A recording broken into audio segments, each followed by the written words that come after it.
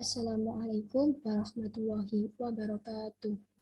Salam, Om Swastiastu, Namo Buddhaya, Salam Kebajikan Rahayu, Salam Sejahtera, Salam Pancasila. Yang terhormat, Bapak Dr. Andes Purbojati MS, selaku dosen pengambil mata kuliah pendidikan Pancasila, serta para pemirsa dimanapun berada, insya Allah berbahagia. Perkenalkan, nama saya Nurika Febrianti dengan nomor NIM 21030214010 dari kelas Matematika 2021D Program Studi S1 Matematika Universitas Negeri Surabaya.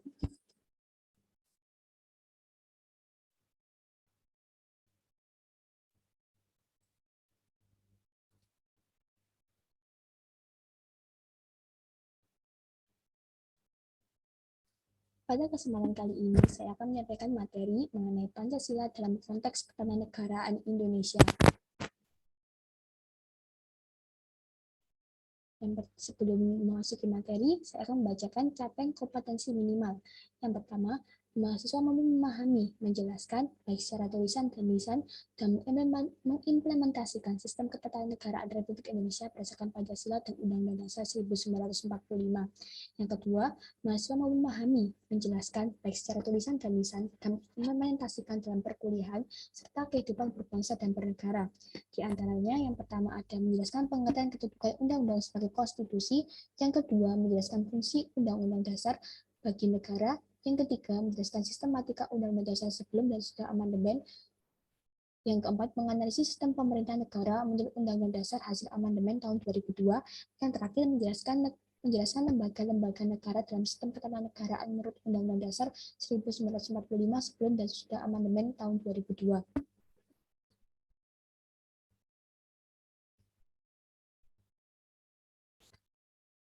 Materi-materi yang akan disampaikan yang pertama ada pendahuluan, yang kedua ada Pancasila sebagai dasar negara, yang ketiga ada hubungan Pancasila dengan pembukaan Undang-Undang Dasar Negara Republik Indonesia tahun 1945, yang keempat ada hubungan pembukaan Undang-Undang Dasar Negara Republik Indonesia tahun 1945 dengan Proklamasi Kemerdekaan tanggal 17 Agustus 1945.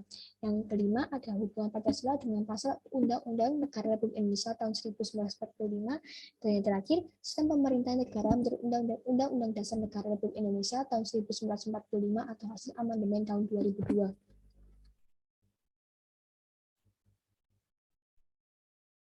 Yang pertama ada pendahuluan. Pancasila secara sistematik disampaikan pertama kali oleh Insinyur Soekarno atau bisa kita kenal dengan Bung Karno depan sidang pada penyelidik usaha-usaha persiapan kemerdekaan Indonesia atau BPUPKI pada tanggal 1 Juni 1945.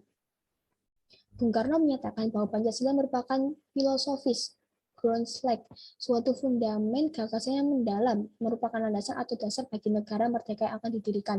Selanjutnya dikemukakan pula bahwa Pancasila disamping berfungsi sebagai landasan bagi kokoh tegaknya negara bangsa, juga berfungsi sebagai bintang pemandu atau late start, sebagai ideologi negara, sebagai pandangan hidup bangsa, sebagai filsafat, sebagai perekat atau pemersatu bangsa, dan sebagai wawasan bangsa Indonesia dalam menggapai cita-cita nasional. Di samping itu, nilai-nilai Pancasila perlu dijaga agar tetap teguh dan kuat dalam mengantisipasi perkembangan zaman. Yang kedua adalah Pancasila sebagai dasar negara. Secara etimologi, istilah dasar negara maknanya sama dengan Grundnorm atau norma dasar, Rechtsstaat atau cita-cita hukum, Staatsschied atau cita negara, filosofis Grundslag atau dasar filsafat negara. Dasar negara merupakan suatu norma dasar dalam penyelenggaraan bernegara yang menjadi sumber dari segala sumber hukum, sekaligus menjadi cita-cita hukum, atau Rechtsstaat, baik tertulis maupun tidak tertulis dalam suatu negara. Demikian pula bangsa Indonesia, sejak tanggal 14 Agustus 1945 telah menetapkan bahwa Pancasila sebagai Weltanschauung atau dasar negara bagi negara bangsanya. Hal ini terbukti dengan adanya sila-sila yang termaktub dalam pembukaan Undang-Undang Negara Republik Indonesia tahun 1945 pada alinea keempat yang menyebutkan negara Republik Indonesia yang berkedaulatan rakyat berdasar pada ketuhanan yang Maha Esa, kemanusiaan yang adil dan beradab, persatuan Indonesia, kerakyatan yang dipimpin oleh hikmat kebijaksanaan dalam permusyawaratan perwakilan, serta keadilan sosial bagi seluruh rakyat Indonesia. Kedudukan Pancasila sebagai dasar negara bagi bangsa Indonesia dapat digambarkan sebagai berikut. Yang pertama, kedudukan tertinggi yaitu Pancasila. Yang kedua ada Undang-Undang Dasar 1945. Yang ketiga Batang Tubuh Undang-Undang tahun 1945. TAP MPR, Undang-Undang, Peraturan Pemerintah, Peraturan Daerah. Alasan Pancasila sebagai dasar negara. Yang pertama, Pancasila digali dari adat dan budaya bangsa Indonesia. Yang kedua, Pancasila memiliki potensi menampung kondisi dan sifat pluralistik bangsa. Yang ketiga, Pancasila menjamin kebebasan warga negara untuk beribadah menurut agama dan keyakinannya. Yang keempat, Pancasila memberikan landasan bagi bangsa Indonesia dalam mengantisipasi ancaman, tantangan, hambatan, dan gangguan dalam hidup bermasyarakat, berbangsa, dan bernegara.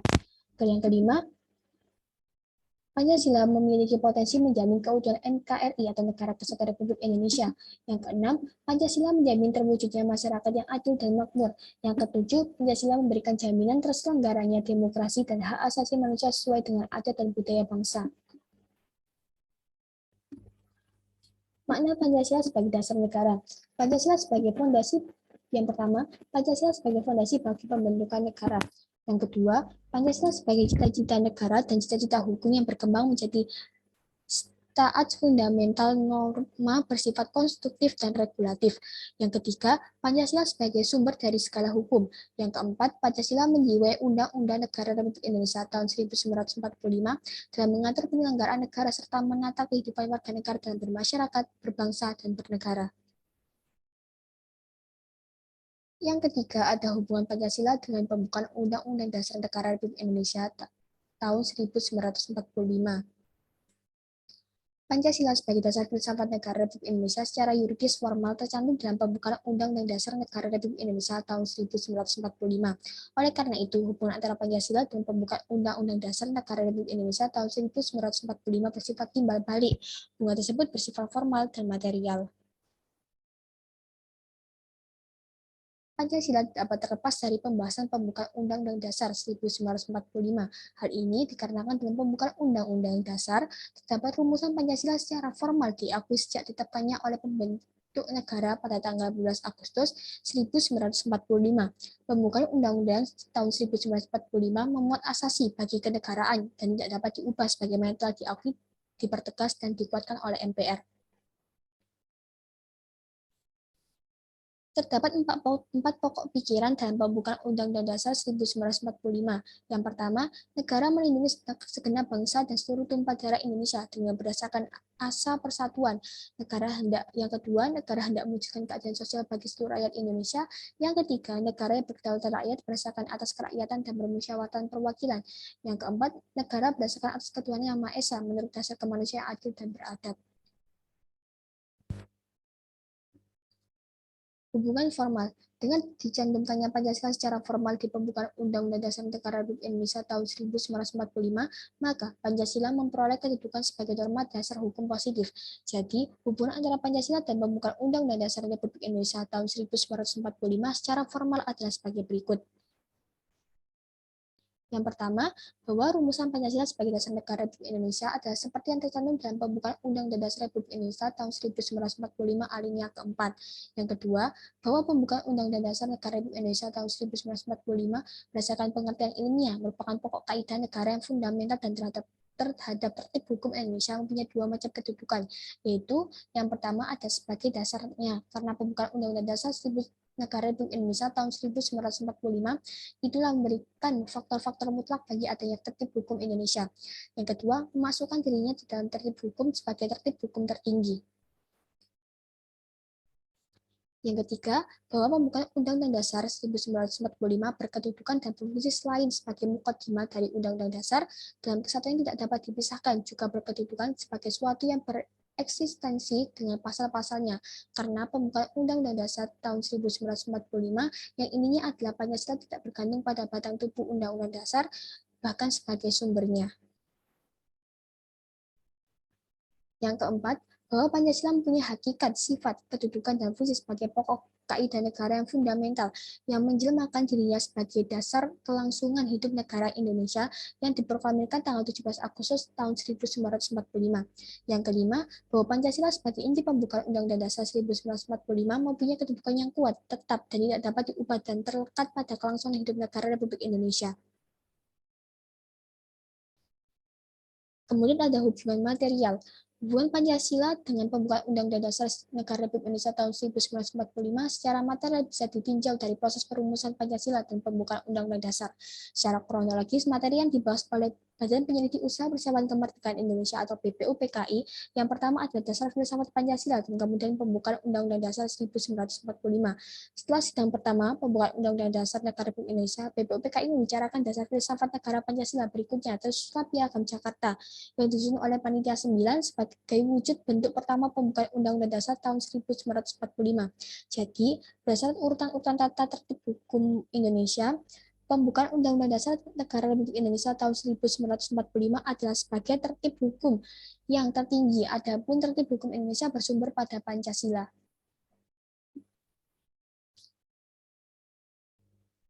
Kemudian ada Orde Lama. Pada masa Orde Lama, Pancasila dipahami berdasarkan paradigma yang berkembang pada situasi dunia yang diliputi oleh tajamnya konflik ideologi. Pada saat itu, kondisi politik dan keamanan dalam negeri diliputi oleh kekacauan dan kondisi sosial budaya yang berada dalam suasana tradisional dari masyarakat terjajah menjadi masyarakat merdeka. Masa Orde Lama adalah pencarian bentuk implementasi Pancasila terutama dalam sistem kenegaraan. Pancasila diimplementasikan dalam bentuk yang berbeda-beda pada masa Orde Lama. Kemudian ada periode tahun 1945 sampai 1950. Konstitusi yang digunakan adalah Pancasila dan Undang-Undang Dasar 1945 yang presidensil, namun dalam praktik kenegaraan sistem presidensil tidak dapat diwujudkan. Setelah penjajah dapat diusir, persatuan mulai mendapat tantangan. Upaya-upaya untuk mengganti Pancasila sebagai dasar negara dengan paham komunis PKI atau Partai Komunis Indonesia melakukan pemberontakan Madiun tahun 1948 dan oleh TII yang akan mendirikan negara dengan dasar Islam. Penerapan Pancasila selama periode tahun 1950 sampai 1959 adalah Pancasila diarahkan sebagai ideologi liberal yang ternyata tidak menjamin stabilitas pemerintahan. Walaupun dasar negara tetap Pancasila, tetapi rumusan sila keempat bukan berjiwakan musyawarah mufakat melainkan suara terbanyak. Kemudian ada pada tahun 1956 sampai 1965. Dikenal periode demokrasi terpimpin, terjadilah berbagai penyimpangan penafsiran terhadap Pancasila dalam konstitusi. Akibatnya Soekarno menjadi otoriter, dianggap jadi presiden seumur hidup, politik konfrontasi, dan menggabungkan nasionalis, agama, dan komunis yang ternyata tidak cocok bagi negara kesatuan Republik Indonesia. Terbukti adanya kemerosotan moral di sebagai masyarakat yang tidak lagi hidup bersandarkan nilai-nilai Pancasila dan berusaha untuk menggantikan Pancasila dengan ideologi yang lain. Yang keempat ada hubungan pembukaan Undang-Undang Dasar Negara Republik Indonesia tahun 1945 dengan Proklamasi Kemerdekaan pada tanggal 17 Agustus tahun 1945. Pembukaan Undang-Undang Dasar Negara Republik Indonesia tahun 1945 yang disusun pada sidang kedua BPUPKI tanggal 10 sampai 17 Juli tahun 1945 menghasilkan suatu kesatuan dengan proklamasi bangsa Indonesia, sehingga kesatuan ini tidak dapat dipisahkan. Setelah negara Republik Indonesia berdiri, semua penguasa negara mengacu pada ketentuan dasar Undang-Undang Dasar Republik Indonesia sebagai alat perlengkapan negara. Makna dan isi dalam naskah proklamasi kemerdekaan Republik Indonesia tahun tanggal 17 Agustus 1945. Yang pertama, adanya pernyataan kemerdekaan bangsa Indonesia oleh proklamator Soekarno-Hatta kepada bangsa Indonesia dan juga kepada dunia luar atau bangsa lain di dunia. Yang kedua, tindakan-tindakan dalam rangka pemindahan kekuasaan dari kaum penjajah ke tangan bangsa Indonesia harus segera dilaksanakan. Mulai saat ini kita menyusun negara kita, negara merdeka, negara Republik Indonesia merdeka, kekal, dan abadi. Pidato Insinyur Soekarno saat setelah proklamasi kemerdekaan tanggal 17 Agustus 1945. Kebersatuan dan keterikatan hubungan antara pembukaan Undang-Undang Dasar Republik Indonesia dengan peristiwa proklamasi kemerdekaan Republik Indonesia, yakni sebagai berikut. Yang pertama, pernyataan proklamasi kemerdekaan dalam alinea ketika pembukaan Undang-Undang Dasar Republik Indonesia 1945 menegaskan bahwa Antara pembukaan dan proklamasi merupakan suatu rangkaian tidak dapat dipisahkan. Yang kedua, ditetapkannya pembukaan Undang-Undang Dasar Negara Republik Indonesia tahun 1945 tanggal 18 Agustus tahun 1945 bersama-sama dengan penetapan Undang-Undang Negara Republik Indonesia tahun 1945. Pemilihan presiden dan wakil presiden merupakan suatu realisasi tindak lanjut dari proklamasi dan wujud titik kulminasi perjuangan bangsa di alinea ketika pembukaan. Yang ketiga, pembukaan Undang-Undang Dasar Negara Republik Indonesia tahun 1945 pada hakikatnya merupakan suatu pernyataan kemerdekaan yang lebih terperinci dari aturan cita-cita luhur yang menjadi semangat pendorong ditegakkannya kemerdekaan dalam bentuk negara Indonesia yang merdeka, berdaulat, adil, dan makmur dengan berdasarkan atas kerohanian Pancasila. Hubungan antara pembukaan dan proklamasi. Yang pertama, isi alinea ketiga dan keempat pembukaan menjelaskan tentang proses pelaksanaan proklamasi pada tanggal 17 Agustus 1945 untuk menegakkan hak kodrat dan hak moral setiap bangsa terhadap kesempatan memerdekakan diri dari tekanan bangsa lain. Hal ini yang mendorong bangsa Indonesia berjuang terus-menerus sampai pada akhir mengantarkan bangsa Indonesia ke depan pintu gerbang kemerdekaannya. Alinea ke-1, ke-2, dan ke-3 pembukaan Undang-Undang Dasar Negara Republik Indonesia tahun 1945 memberikan penegasan terhadap dilaksanakannya proklamasi tanggal 17 Agustus tahun 1945 sebagai bentuk perjuangan gigih menegakkan hak dan hak moral atas kemerdekaan itu sendiri. Dalam alinea ini dijelaskan apa yang dikehendaki atau diharapkan oleh para pengantar kemerdekaan ialah negara Indonesia merdeka, bersatu, berdaulat, adil, dan makmur. Yang tersebut yang selalu menjiwai segenap bangsa Indonesia dan terus berusaha untuk mewujudkannya. Isi pengertian bagian-bagian proklamasi. Bagian pertama proklamasi mendapat penegasan dan penjelasan pada alinea ke-1 sampai ke-3 pembukaan Undang-Undang Dasar Negara Republik Indonesia tahun 1945. Bagian kedua proklamasi yaitu suatu pembentukan negara Republik Indonesia yang berdasarkan Pancasila terurai dalam alinea ke-4 pembukaan Undang-Undang Dasar Negara Republik Indonesia tahun 1945 yang mengandung 4 prinsip negara yaitu pertama, tujuan negara yang akan dilaksanakan oleh pemerintah negara. Yang kedua, ketentuan diadakannya Undang-Undang Dasar Negara sebagai landasan konstitusional pembentukan pemerintahan negara. Yang ketiga, bentuk negara Republik Indonesia yang berkedaulatan rakyat. Yang keempat, asas kerohanian atau dasar filsafat negara Indonesia, negara Pancasila.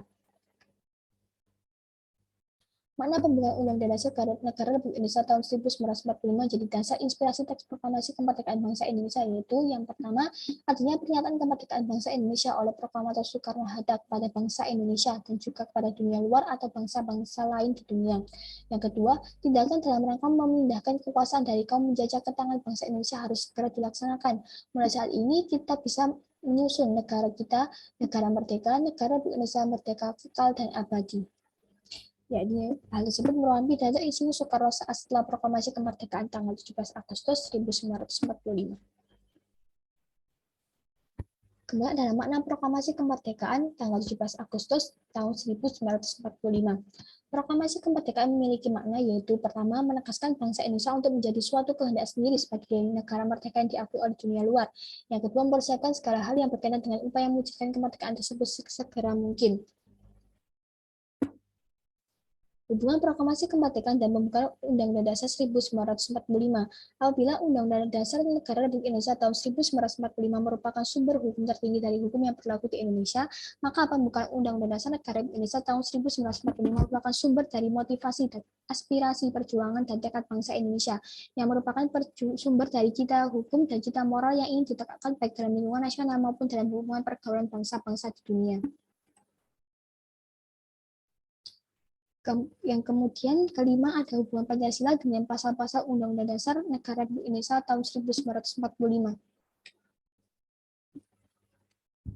Undang-Undang Dasar Negara Republik Indonesia tahun 1945 terdiri dari rangkaian-rangkaian pasal yang merupakan perwujudan dari pokok-pokok pikiran yang terkandung dalam pembukaan Undang-Undang Dasar Negara Republik Indonesia tahun 1945, yaitu persatuan Indonesia, keadilan sosial, kedaulatan rakyat, dasar atas kerakyatan dan permusyawaratan perwakilan dan ketuhanan yang Maha Esa, yang beradab, yang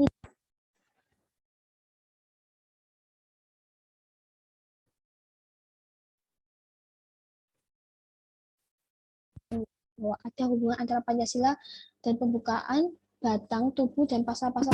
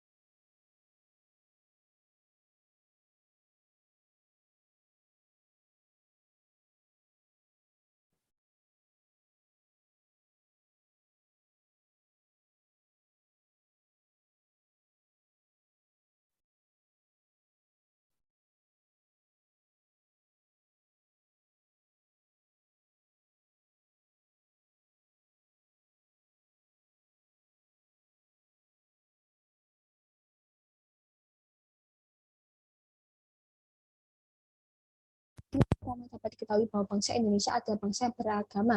Warga negara Indonesia bebas untuk memilih agamanya masing-masing dan beribadah menurut ajaran agamanya. Pasal 28E atau setelah amandemen, setiap orang bebas memeluk agama dan beribadah menurut agamanya, memilih pendidikan dan pengajaran, memilih pekerjaan, memilih keluarga negara, memilih tempat tinggal di wilayah negara dan meninggalkannya serta berhak kembali.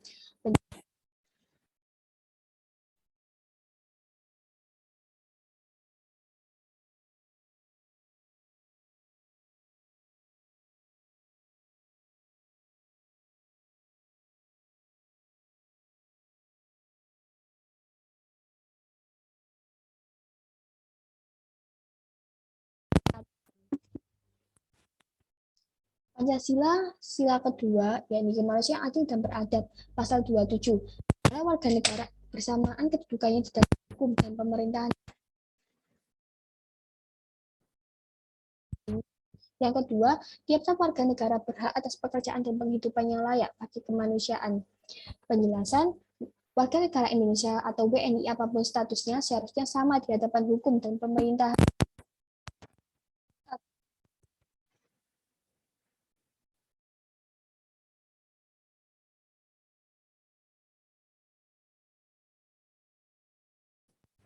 Pasal 28, kemerdekaan berserikat dan berkumpul, mengeluarkan pikiran dengan lisan dan tulisan dan sebagainya, tetapkan dengan undang-undang. Penjelasan, warga negara Indonesia memiliki hak untuk mengeluarkan pendapatnya baik secara langsung ataupun tidak langsung. Warga negara Indonesia bebas untuk berkumpul atau bermusyawarah, dan semuanya itu sudah ditetapkan dalam undang-undang. Pada bab 10A tentang hak asasi manusia dari pasal 28A sampai pasal 28C,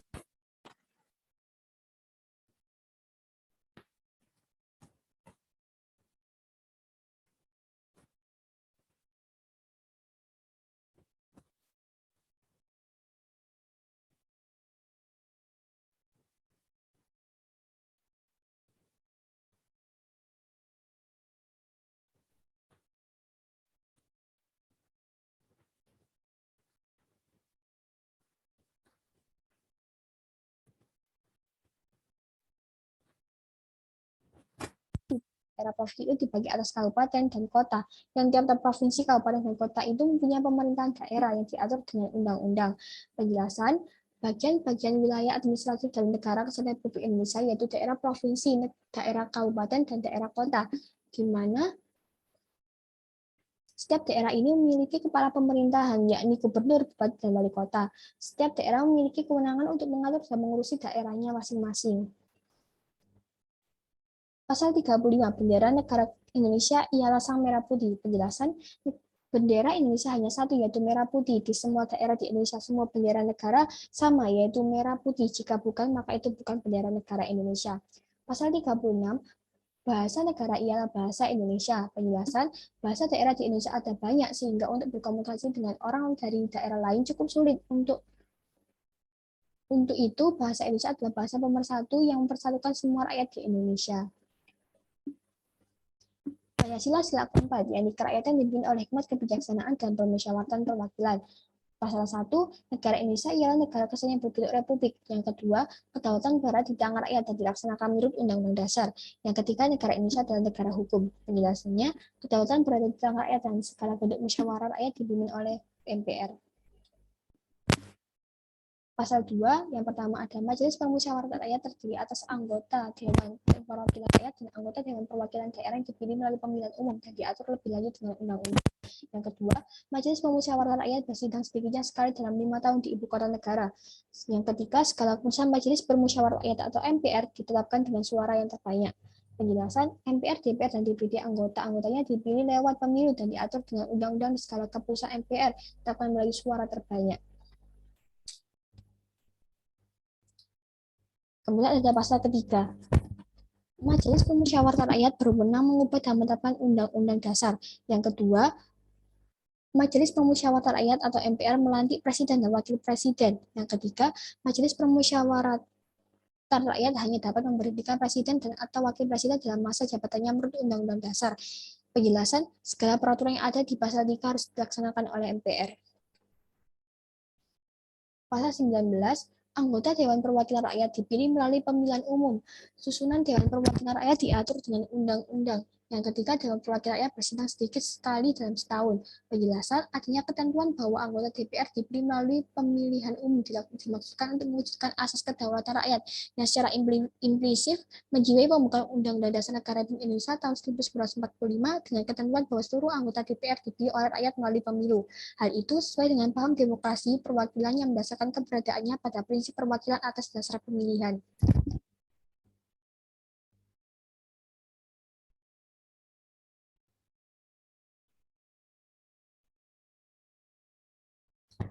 Kemudian ada Pancasila sila kelima, yakni keadilan sosial bagi seluruh rakyat Indonesia. Pasal 23, yang pertama, anggapan pendapatan dan belanja negara sebagai wujud dari pengelolaan keuangan. Pasal 23 ayat 1 yang menerangkan bahwa anggaran pendapatan dan belanja negara sebagai wujud dari pengelolaan keuangan negara tetapkan setiap tahun dengan undang-undang dan dilaksanakan secara terbuka dan bertanggung jawab untuk sebesar-besarnya kemakmuran rakyat. Penjelasan dalam mengatur anggaran pendapatan dan belanja negara, pemerintah harus memperhatikan kemakmuran rakyat dan rakyat berhak tahu mengenai anggarannya. Pasal 31 Ayat 1, setiap warga negara berhak mendapatkan pendidikan. Ayat kedua, setiap warga negara wajib mengikuti pendidikan dasar dan pemerintahan wajib membiayainya. Pasal ketiga, pemerintah mengusahakan dan menyelenggarakan satu sistem pendidikan nasional yang meningkatkan keimanan dan ketakwaan serta akhlak mulia dalam rangka menjaga kehidupan bangsa yang diatur dengan undang-undang. Pasal keempat, negara diprioritaskan anggaran pendidikan sekurang-kurangnya 20% dari anggaran pendapatan dan belanja negara serta dari anggaran pendapatan dan belanja daerah untuk memenuhi kebutuhan penyelenggaraan pendidikan nasional. Pasal kelima, pemerintah memajukan ilmu pengetahuan dan teknologi dengan menjunjung tinggi nilai-nilai agama dan persatuan bangsa untuk kemajuan peradaban serta kesejahteraan umat manusia. Penjelasannya, hak untuk mendapatkan pendidikan termasuk ke dalam keadilan sosial. Pemerintah mengusahakan kemajuan ilmu pengetahuan dan teknologi dengan berpegang pada nilai-nilai agama dan persatuan negara untuk kesejahteraan rakyat Indonesia. Pasal 34, fakir miskin dan anak-anak yang terlantar dipelihara oleh negara. Pasal kedua, negara mengembangkan sistem jaminan sosial bagi seluruh rakyat dan memperdayakan masyarakat yang lemah dan tidak mampu sesuai dengan merapat kemanusiaan. Yang ketiga, negara bertanggung jawab atas penyediaan fasilitas pelayanan kesehatan dan fasilitas pelayanan umum yang layak. Yang keempat, Pasal keempat, ketentuan lebih lanjut mengenai pelaksanaan pasal ini diatur dalam undang-undang. Penjelasan anak terlantar dan fakir miskin juga harus terjamin kehidupannya. Negara membuat sistem jaminan sosial seperti jaminan kesehatan untuk yang tidak mampu. Yang terakhir ada sistem pemerintahan negara menurut Undang-Undang Dasar Negara Indonesia tahun 1945 atau hasil amandemen tahun 2002.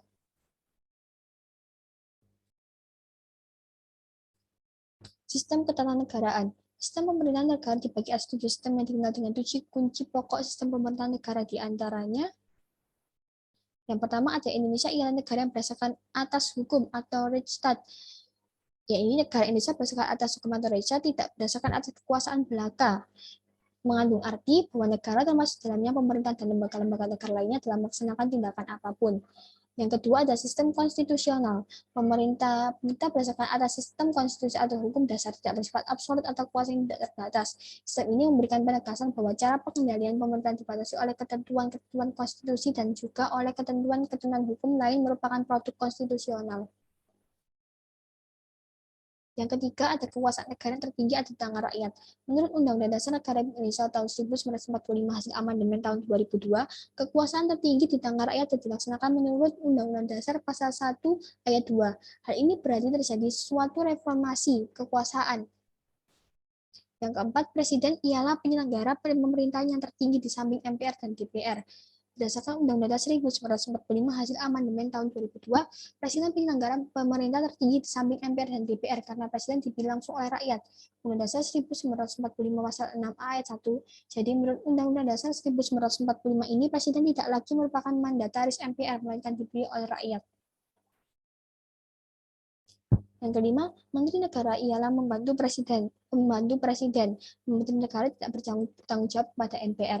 Menteri Negara tidak bermaksud kepada DPR. Presiden dalam melaksanakan tugas dibantu oleh Menteri-Menteri Negara, yakni pada pasal 17 ayat 1 atau hasil amandemen. Yang keenam, kekuasaan kepala negara tidak tidak terbatas. Kekuasaan kelembagaan negara presiden tak lagi merupakan mandataris MPR, bahkan sejajar dengan DPR dan MPR. Hanya jikalau presiden melanggar undang-undang maupun undang-undang dasar, maka MPR dapat melakukan impeachment.